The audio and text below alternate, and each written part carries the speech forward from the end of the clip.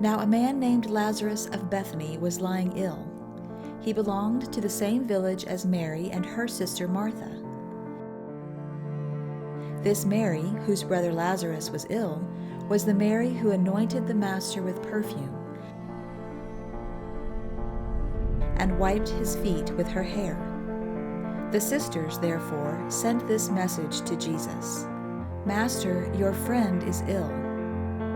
And when Jesus heard it, he said, "This illness is not to end in death, but is to redound to the honor of God, in order that the Son of God may be honored through it." Jesus loved Martha and her sister and Lazarus. Yet when he heard of the illness of Lazarus, he still stayed 2 days in the place where he was. Then, after that, he said to his disciples, "Let us go to Judea again." "Rabbi," they replied, "the authorities there were but just now seeking to stone you, and are you going there again?" "Are not there 12 hours in the day?" answered Jesus. "If someone walks about in the daytime, they don't stumble, because they can see the light of the sun. But if they walk about at night, they stumble because they have not the light." And when he had said this, he added, "Our friend Lazarus has fallen asleep, but I am going so that I may wake him." "If he has fallen asleep, Master, he will get well," said the disciples. But Jesus meant that he was dead. They, however, supposed that he was speaking of natural sleep. Then he said to them plainly, "Lazarus is dead, and I am glad for your sakes that I was not there, so that you may learn to believe in me. But let us go to him." At this, Thomas, who was called the twin, said to his fellow disciples, "Let us go too, so that we may die with him."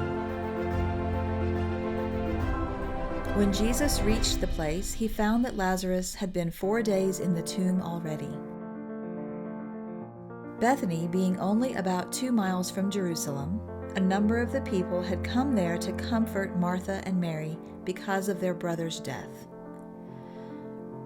When Martha heard that Jesus was coming, she went to meet him, but Mary sat quietly at home. "Master," Martha said to Jesus, "if you had been here, my brother would not have died. Even now I know that God will grant you whatever you ask him." "Your brother will rise to life," said Jesus. "I know that he will," replied Martha, "in the resurrection at the last day." "I am the resurrection and the life," said Jesus. "He who believes in me will live though he die, and he who lives and believes in me will never die. Do you believe this?" "Yes, Master," she answered. "I have learned to believe that you are the Christ, the Son of God, who has come into the world." After saying this, Martha went and called her sister Mary and whispered, "The teacher is here and is asking for you." As soon as Mary heard that, she got up quickly and went to meet him. Jesus had not then come into the village, but was still at the place where Martha had met him. So the people who were in the house with Mary, comforting her, when they saw her get up quickly and go out, followed her, thinking that she was going to the tomb to weep there. When Mary came where Jesus was and saw him, she threw herself at his feet. "Master," she exclaimed, "if you had been here, my brother would not have died."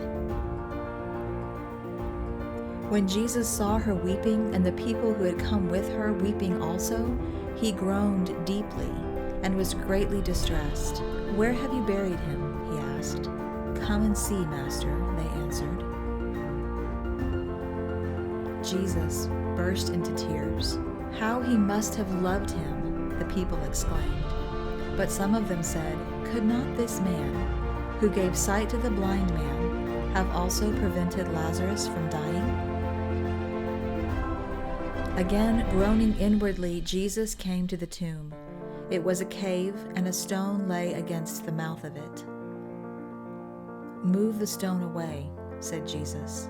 "Master," said Martha, the sister of the dead man, "by this time the smell must be offensive, for this is the 4th day since his death." "Didn't I tell you," replied Jesus, "that if you would believe in me, you should see the glory of God?" So they moved the stone away, and Jesus, with uplifted eyes, said, "Father, I thank you that you have heard my prayer. I know that you always hear me, but I say this for the sake of the people standing near, so that they may believe that you have sent me as your messenger." Then, after saying this, Jesus called in a loud voice, "Lazarus, come out." The dead man came out, wrapped hand and foot in a winding sheet. His face, too, had been wrapped in a cloth. "Set him free," said Jesus, "and let him go." In consequence of this, many of the people who had come to visit Mary and had seen what Jesus did put their faith in him. Some of them, however, went to the Pharisees and told them what he had done. The chief priests and the Pharisees called a meeting of the high council and said, "What are we to do now that this man is giving so many signs? If we allow him to continue as we are doing, everyone will believe in him, and the Romans will come and will take from us both our temple and our nation." One of them, however, Caiaphas, who was high priest that year, said to them, "You are utterly mistaken. You do not consider that it is better for you that one person should die for the people, rather than the whole nation should be destroyed."